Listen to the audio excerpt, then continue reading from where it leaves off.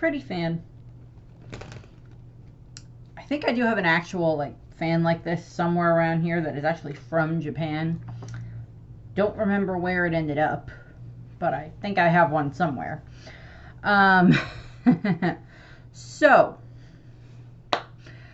this one that I'm going to talk about today in regards to Wano is not necessarily a scabbard, and we don't really necessarily associate him with Wano for a long time until we find out some additional information about him. But I'm going to be talking about Izo, who is the older brother and fellow retainer of the Kozuki clan of Kikunojo, or Kiku, or Okiku, Kiku Nojo of the Lingering Snow, whichever title you wish to give her. I'll probably mostly refer to her as Kiku throughout this. He is also the former 16th Division commander of the Whitebeard Pirates, which is probably what more people initially associate him with, but because of Wano, through Wano, we learn that he actually is connected to Wano when we get like more of the backstory stuff, and of course, when we start to meet Kiku and everything. So this video will be the first of 3 where I'll be talking about Izo, again breaking it up into kind of 3 parts. This first one will be about his life in Wano, the second one will be his life outside of Wano from when he leaves with Odin, which will be where this video ends, up until when everything happened with like the payback war and everything else like that. And then the third video would be basically him returning to Wano, and then just pretty much everything up with Onigashima up until Izo's death, unfortunately. I liked Izo. I'm sad he died. He was awesome. He was a samurai type character who used a frickin' flintlock, which is, you know, fun. Clearly not a real flintlock pistol. There is no way I would end up having a real one. This will be a better prop in the next video when Izo is actually using his flintlock pistol. But the fan, obviously, is because of a part of his childhood, which we'll get to very shortly. Izo is 45 years old at his death. And that means that, you know, there's just a lot that happens during his time, his life that he goes through. But that happens to a lot of the One Piece characters. There's stuff about, like, Izo's life that we don't necessarily know about in regards to all the, you know, all of the other adventures that he would have had as a commander of the Whitebeard Pirates and everything else like that. There's a lot of that stuff that we don't know about Izo's life. We only see glimpses of it. That's the one thing, is just like there are almost so many of the different side characters in One Piece. So it's not even a side character, like a side ancillary character off in the corner. So much of their lives could easily be a manga or story in and of its own. Type of a thing. That would be very interesting to see. Like, just like if Oda had the ability to do that, where he could actually just like, okay, I have all of this planned out in my brain. Plop. Here is every single bit of information about every single one of these characters, type of a thing. That would be fun for Oda to do. And I know he kind of does that a bit with like the SBSs and data books, kind of get brought in with that. But yeah. So, starting off, Izo was born in the Ringo region of Wano. He is the elder brother of Kikunojo. And during their childhood, they were raised at a dancing school called the Hanayanagari. Probably butchered that, apologies. School that was run by their father. Unfortunately, their family ended up being torn apart when their father was arrested. I don't remember if we ever find out what their father was arrested for. I would assume it would have been listed here, but it's not. So I don't remember if we ever find that information out. From there, it is now Izo's job to look after him and Kiku. By the way, if I remember correctly, I think there's like a 3-year age difference between the two of them. So I believe it's Kiku is like canonically like 42 or something like that range. So yeah, so Izo is like, okay, well, I got to take care of my sister. And by God does he do his best to take care of her. He ends up unfortunately they end up surviving on the streets in Ringo, which is, of course, reminder, the frickin' ice-covered region of Wano, the very wintry area of Wano. And he ends up, they end up having to survive on the streets, scrounge for food, beg, all of that other stuff. And, so he has to go through a lot of that to try to help take care of her. And unfortunately, there ends up being these depraved adults that, of course, try to take advantage of them. But Izo tends to be able to fight them off pretty easily with some very good, very precise shots from his pistol that we see him having. By the way, at some point in time throughout Wano's history, even before everything happened with Orochi, because this would have been taking place like a good chunk of time before Orochi had any form of power, there were pistols in Wano, so I'm assuming some of those end up there at various points from other people who end up in Wano. I was just like, oh, well, yeah, we have pistols now. This is fine. So, yeah, Izo has pistols that he kind of uses a bit as a kid. We actually kind of see Kiku use them as well at times, but Izo is the better shot. And so they're having to, scrounge for food. Eventually we get to 41 years ago during the Odin flashback, meaning that Izo would have been like 4. So I'm assuming, maybe he's like closer to 5 or something like that. I don't know. That just seems like a very, very young age, but it's like Oda doesn't pay the best attention to some timelines for like how quickly children can age and mature, but sure. And what ends up happening is, of course, Odin, along with, I believe it would just be Denjiro, Kinemon and Denjiro, because I'm kind of doing these in order that they became retainers / scabbards. Izo was never actually a scabbard, but I would just be like, just make him a scabbard. He's fine. Kanjuro was a lying piece of crap. Just chuck him out the window, which should have done anyway. Then make Izo an honorary scabbard. So we're just kind of doing that. It's just making Izo an honorary scabbard. Which by all rights he probably would have been anyway, and then it would have been like the 10 red scabbards instead of the 9 type of a thing, and then we throw Shinobu in there as well. But what ends up happening is Izo and Kiku, and most of this is going to be pretty similar for Kiku when I get to this, but there'll be some bits that differ. But Izo and Kiku end up kind of coming across Odin and his group, and Odin gives them food, kind of more just because he's, kind of pitying them, and he gives them food, and they're also just like, hey, we're gonna stick around you now because you gave us food. They're like stray cats. You feed them once and you're never gonna get rid of them.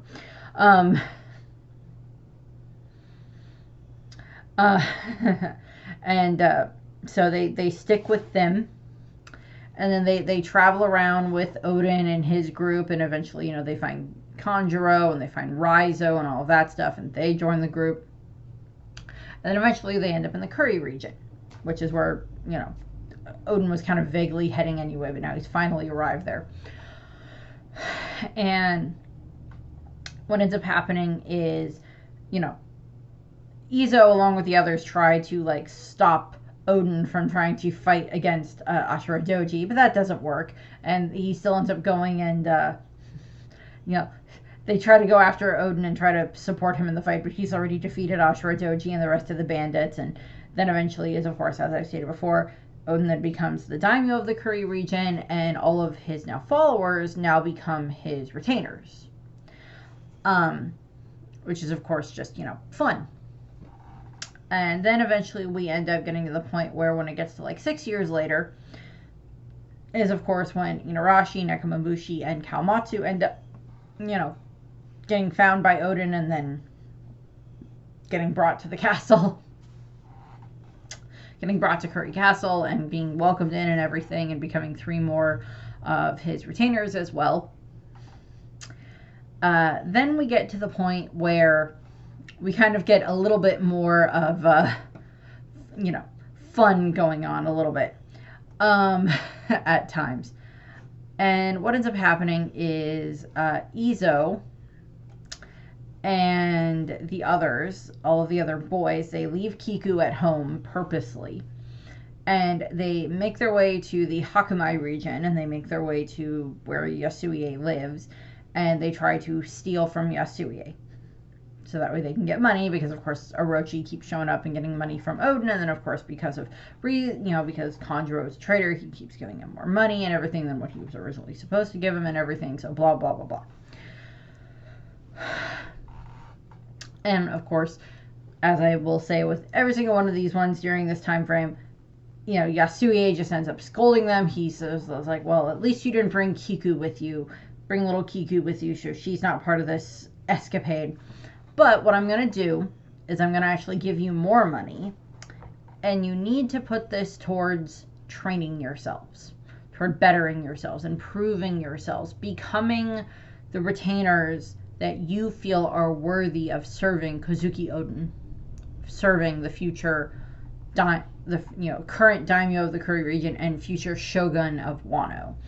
And he does this, and of course all the Scabbards take it to heart, and they spend the next 5 years, whatever it is, training and improving themselves, educating themselves, training physically and mentally and everything else like that. And of course Kiku is part of this, Izo is part of this, and they're just like, bettering themselves and all this other stuff. Very intense training.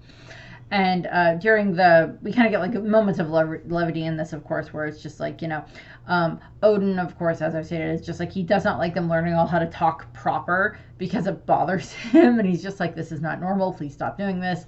And yet they keep doing it because they're trying to better themselves, because, of course, their actions reflect back on Odin. And, if they appear badly or have bad behavior, then that makes Odin look bad, and they don't want to do that because they love Odin and they respect him and they admire him. And so we see all of that, and then there's points obviously where there's just also points in time where you just have like sibling moments that happen specifically between Izo and Kiku, but also like the others all kind of act like siblings anyway. Kiku is kind of like the group little sister, even though I think she's older than both Inarashi and Nekomamushi. If I remember correctly, because I think that's right. And what ends up happening is, there's various points in time where, like, Izo and Kiku are, like, fighting over the parts of the Odin, because, like, one of the running gags with all of the different Scabbards is that they each have a different part of the Odin that they like better, in regards to, like, the actual dish Odin that they eat, that Odin is very good at making. And each of them has, like, a different one that they think is the best part of the dish. And, like, Izo and Kiku are, like, two of the ones that always bicker the most about it, which is just kind of adorable. So we get some of that. And then eventually we get to 30 years ago, when Sukeyake fell ill. And therefore Odin was just like, okay, well, I need to go and I need to travel to the capital to see my father. And of course he is accompanied by all of his retainers, including Izo. And they've all very much grown physically. They become a lot stronger mentally. They become, more mature and better, better cultured, or however you want to put it. And they've gone through all of that. And they go to the capital, and, they accompany Odin to the capital so he can see his father for what ends up unfortunately being the last time. And then what ends up happening is they head back to Kuri, and they're there for a little bit longer. Later that year, the Whitebeard pirates and their ship, the Moby Dick, wash up on at Itachi port in Kuri, which of course Odin is just instantly like, I'm gonna go here and I'm gonna fight these pirates.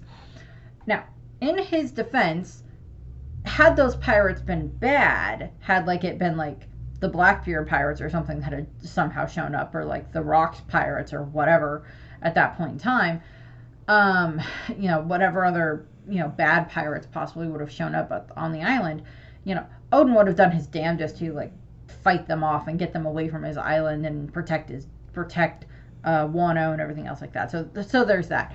But and Izo and the other Scabbards all show up there as well, trying to stop Odin from trying to pick a fight with them, and also try to get the pirates to try to get them to take Odin with him, because that's really what Odin wants. And like the rest of the Scabbards are like, no, you can't do that. So we see some of that, and eventually what ends up happening is, Lord,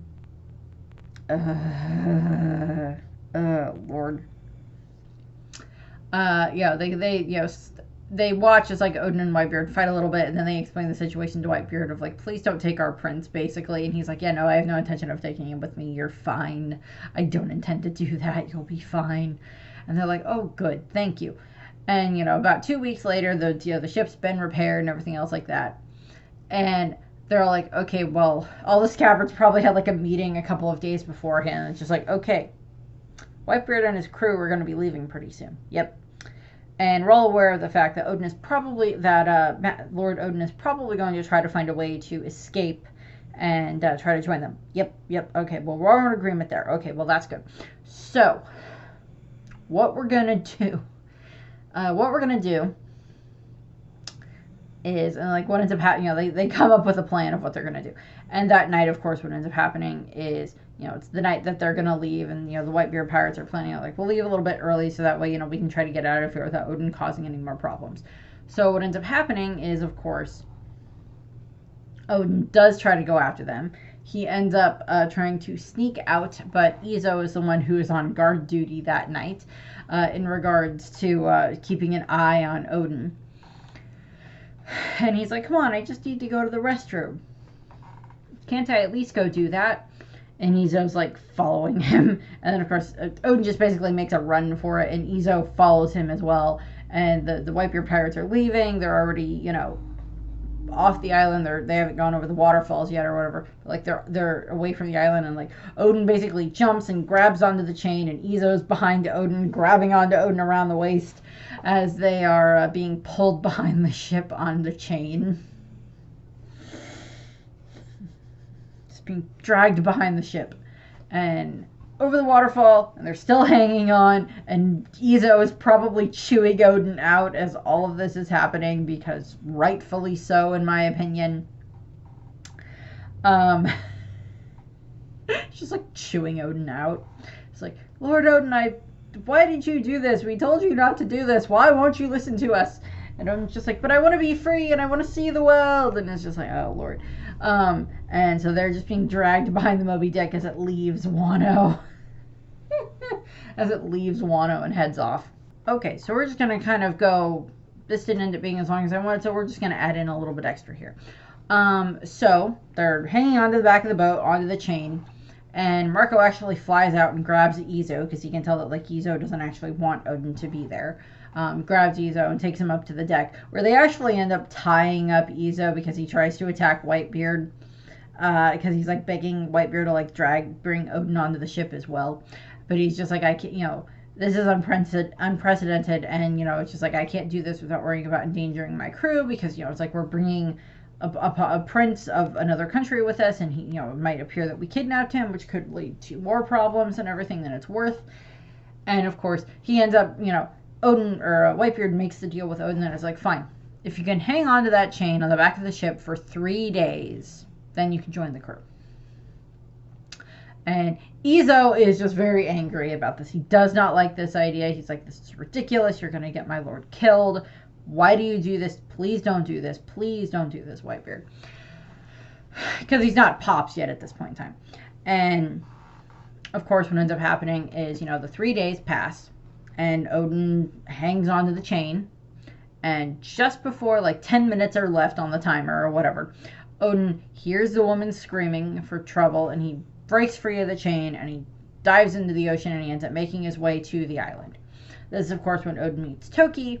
We cut to the next day. Izo and the rest of the crew arrive on said island, where Whitebeard they find Odin and Toki now.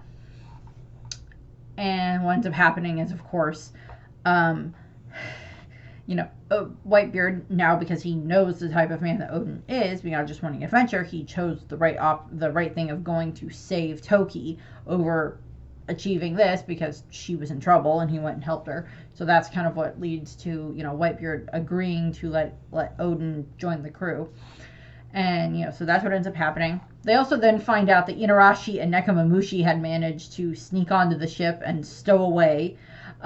Still don't 100% explain that, but they do. And, of course, now they have Toki there as well. She's not Kozuki Toki yet. She's still Amatsuki Toki at that point in time. But then a few days later, is, or a little while later, is of course when Odin and Toki end up marrying after after they've fallen in love and everything else like that. They get married, and at one point in time, what ends up happening is Izo actually ends up demonstrating his marksman skills on the ship to the rest of the Whitebeard pirates. And Vista, who is of course just another one of the crew members, is like, that's pretty cool. That's pretty interesting. You should actually try doing that instead. Use that to protect others as opposed to just like using a sword and everything. Not that he doesn't like, not that, I mean, like Vista's a swordsman. He's Flower Sword Vista, so he is a swordsman and everything. But he's like, you're better with that flintlock, you're better with that marksmanship than you are with the sword. Not that he's trying to insult him, but it's just like, that's what you're better with. That's where your strength lies. And Izo, he's like, yeah, I can't really protect my lord very well with the sword. I trained with it, but I'm not the best with it. So he moves on and he starts using the flintlocks as his weapon, and they become his main weapon for the rest of the series. That's the main thing. I think that's the only thing we see him fight with, because I don't think there's any moments on... We don't see him fight with a sword at all during Marineford, and I don't believe we see him fight with a sword at all during Onigashima. He just has his pistols.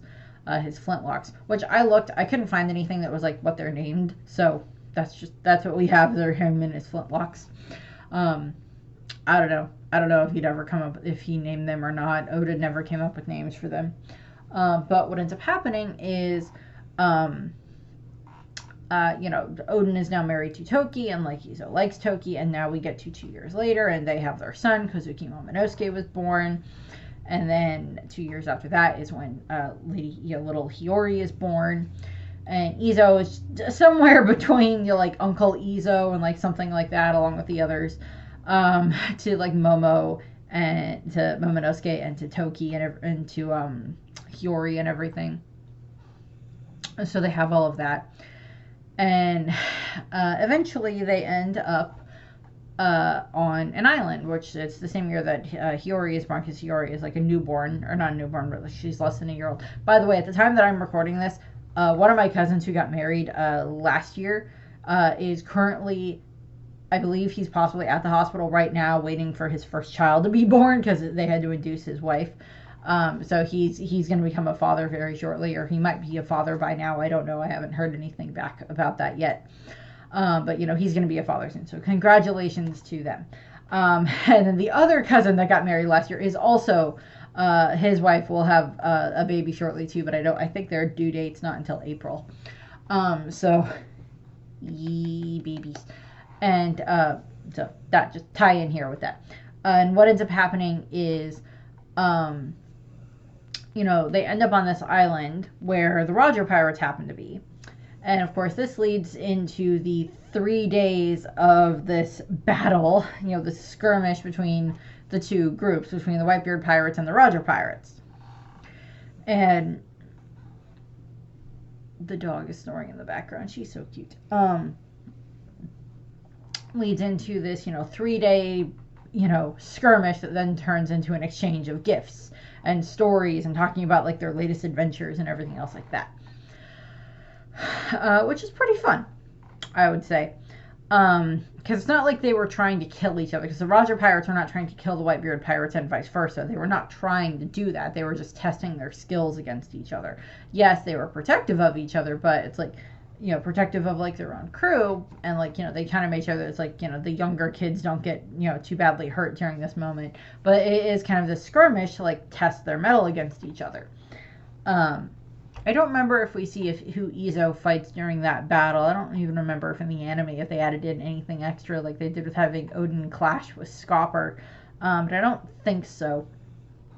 And what ends up happening is, eventually it's finished up that time frame. They're all doing the exchange of gifts, and Izo's there kind of getting to meet the Roger pirates and everything, probably keeping an eye on Toki and the little ones and everything. And obviously Toki and the little babies never, they didn't take part in the battle at all. Toki probably didn't take part in the battle at all. Although she probably went around and helped like administer like medicine and like first aid and stuff like that to a lot of the others after they got hurt. I would like to think so. That's just headcanon there for Toki. Like, Izo may have, like, stayed on the ship to, like, guard them. He's just like, I don't expect them to actually attack us based on what Whitebeard said, but I'd feel safer being here knowing that you guys are looked after. And Toki would probably be like, that's very kind of you, Izo. Momonosuke, put down the gun. Put down the flintlock. Type of thing. But, you know, so we have all of this, and, you know, we have they interact with the Roger pirates and everything, and then they move on to the gift exchange and, you know, trading and everything else like that. And then we get to the moment where Roger then asks if he can basically borrow Odin for a year, because he finds out, oh my god, you can read the poneglyphs. I need you to come with me. And that's what ends up happening.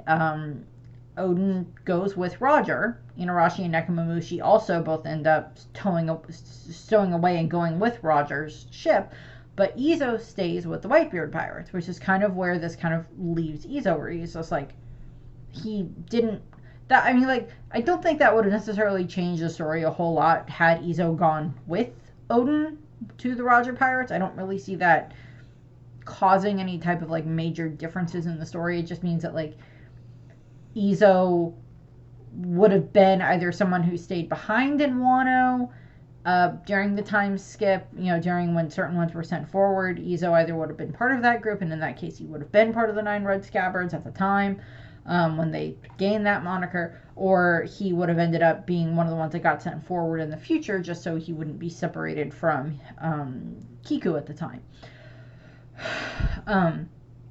But that's not what happened. Obviously that's not what happened, because I'm going to be doing another video where I talk about him now that he's, you know, his life without Odin, basically, where he stays with the Whitebeard pirates and eventually becomes one of the Whitebeard's commanders. And, you know, the whole thought was that, oh, Odin will go with the Roger pirates for the next year. Toki and the kids will go with him as well. Inarashi and Nekomamushi going was just like, sure. They sneak their way onto the ship until later, and then pop out of the barrels later. And what ends up, you know, the intention was just for this to be about a year or so, and then Odin and his family would then rejoin the rejoin the Whitebeard pirates and continue with his, you know, journey that way and everything. So his intention was not to then leave Izo behind for the next 20-something years, 25 years or whatever, before Izo finally did return to Wano and see his sister again. That was not the intention there. That just unfortunately ended up being the case, which I will go over that time frame in the next video for Izo. So that's what I have here. I thank you for watching. I hope you enjoyed the video, and I hope you have a nice rest of your day and fan. Bye.